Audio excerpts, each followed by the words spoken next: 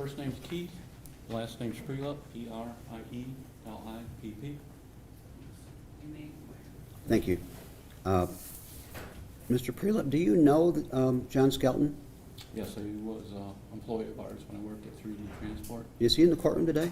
Yes, he is. Could you identify him for Judge Shadler, please? Pardon? Could you identify him for Judge Shadler, Yeah, he's please? sitting right there at the table. Next to his attorney, Mr. Amadeo, in the orange. Correct, yes. Thank you. Can you speak up?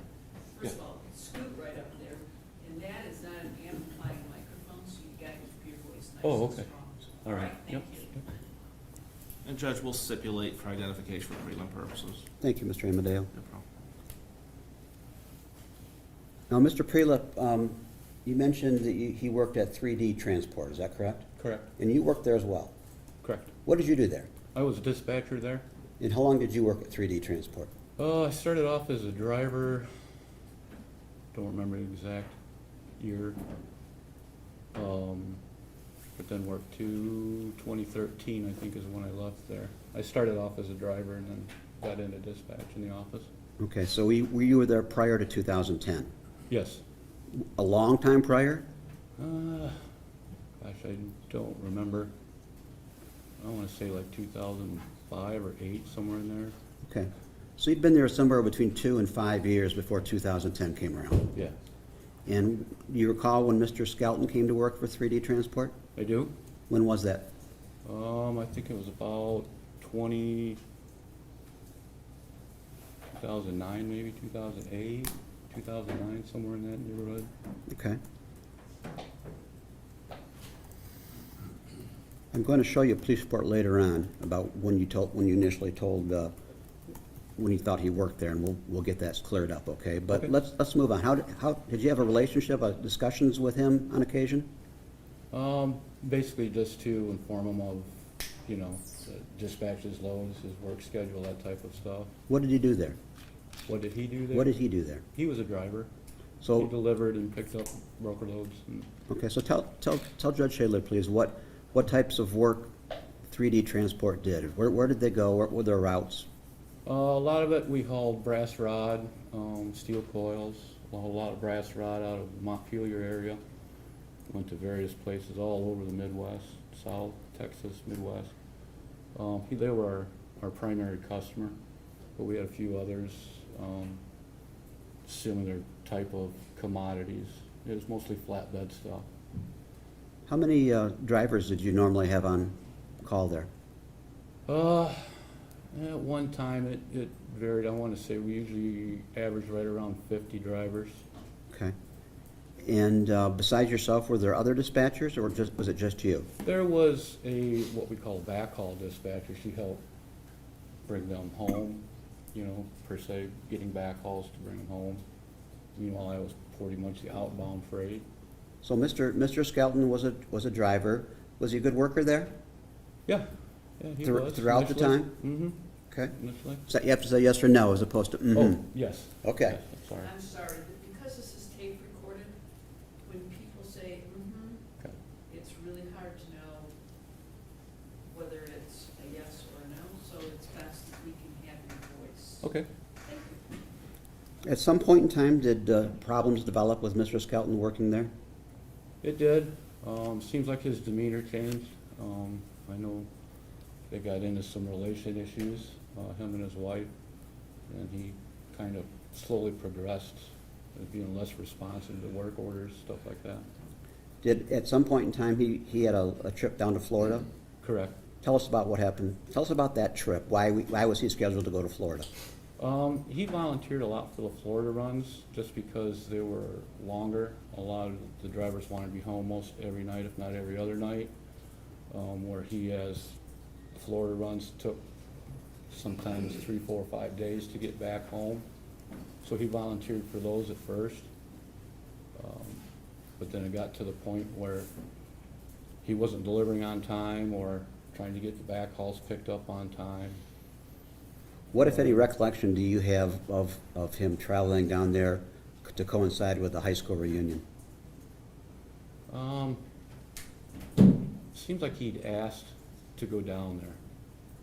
He had someone he knew down there, or classmates or something, in the Jacksonville area. so he wanted to go back down there. If I was to show you the report and the statement you gave earlier, would that help refresh your memory on this Probably, issue? Yeah. Okay. Yeah, it was quite a while ago. Get that, Bill. May I approach, Renner? Do you have a copy of this, Counselor? He does, Renner. Take a second, read it to yourself, and I'll get back.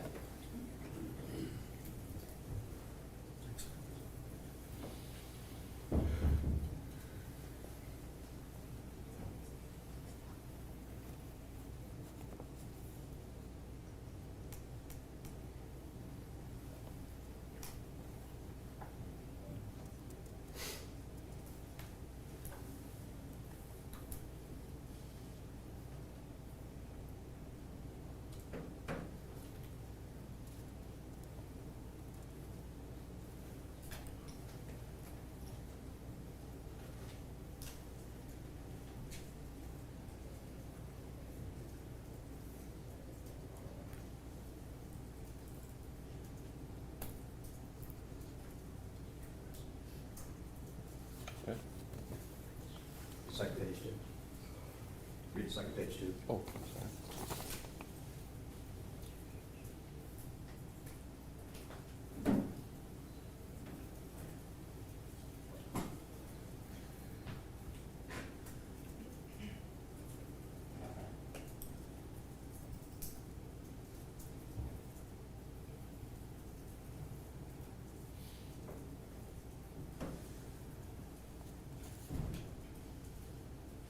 Okay.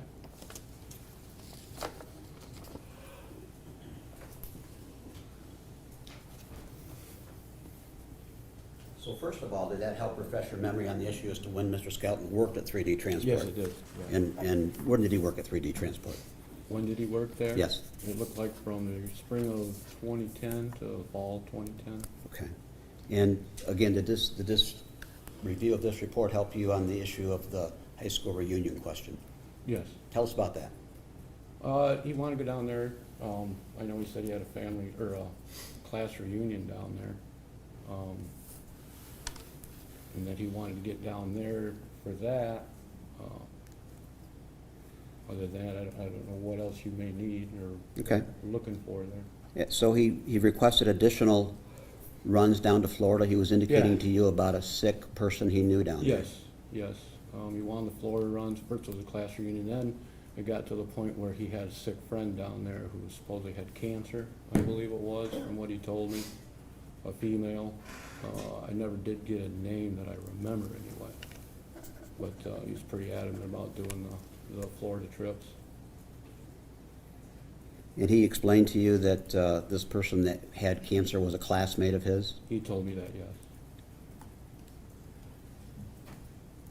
Now, when he was talking to you about this particular topic, would he look you in the eye? No, no. He always kind of evaded eye contact. Okay.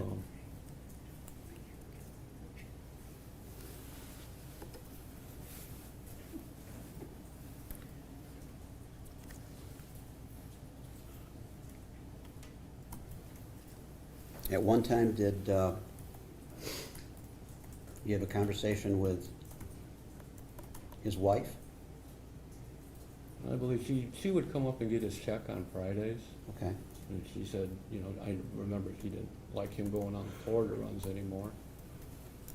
So, and I know that's when we were starting to have a little trouble with him getting him back home, so I kind of took him off the Florida runs at that time, All right, and from what I remember. because he was not getting an opportunity to go on the Florida runs, did his attitude change? Yeah. How so?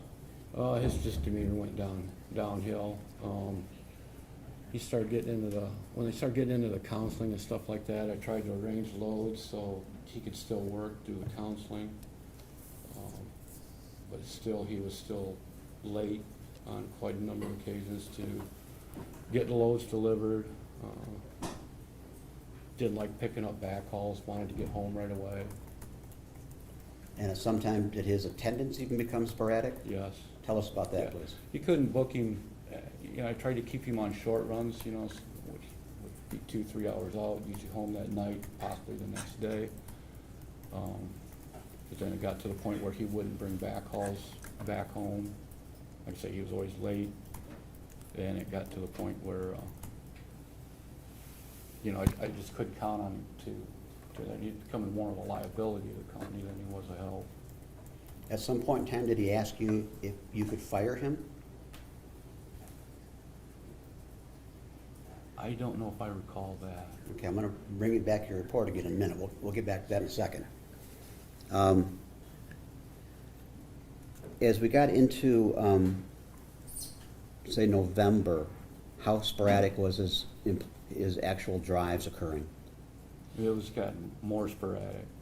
You know, if he was working, I'm sorry, I'm trying to remember, dealt with so many drivers over the years that I'm thinking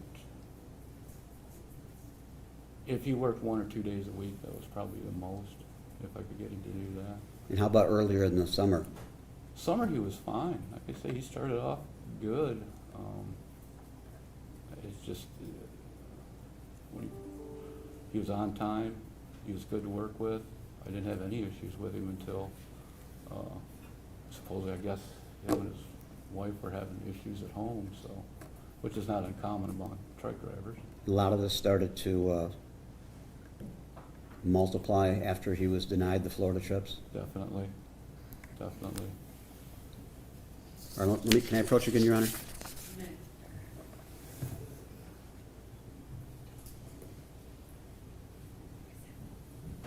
I'm only going to give you the second page, it's done.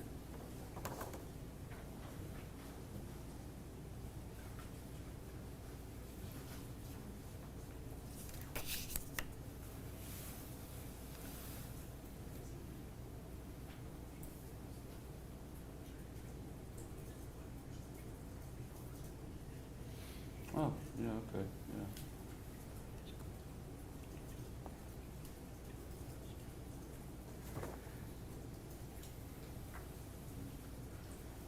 So the question that I was asking about, refreshing your recollection on the issue of whether or not he has to be fired, did that help you in that regard?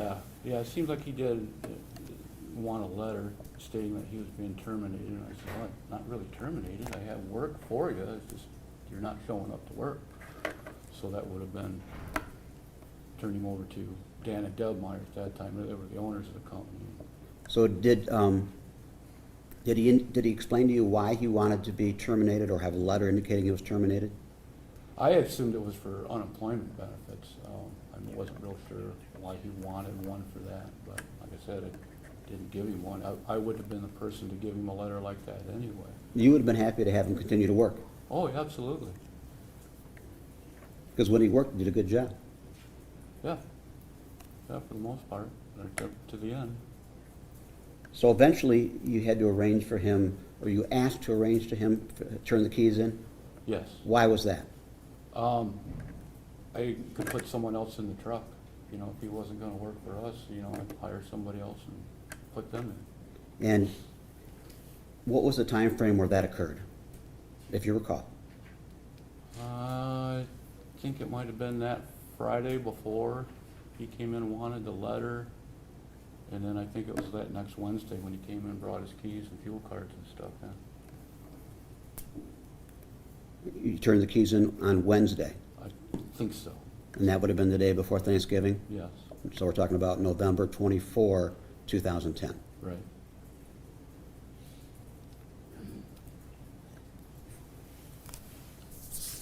Did you speak to him on that day? I'm thinking I probably did. I mean, I was there that day, I'm sure. Was there anything remarkable about that that stood out in your mind when he turned the keys in? Not that comes right to mind, no. Okay. I have no further questions. Thank you. Hold on, Mr. Amadeo, may have some questions for you. Mm-hmm. Ross? Good morning, sir. How are you? Good. Just a couple questions. If I heard you correctly, did you say you assumed that John wanted unemployment? Did he ever tell that to you? No, Okay. no, he did not say that. So there could have been other possibilities. Correct. And when he went to Florida, do you know if he was taking his children there, if he was visiting family? Any knowledge about that? I do not know if they were with him at that time or not. And how many times have you spoken to the police about this case? Quite a number of times.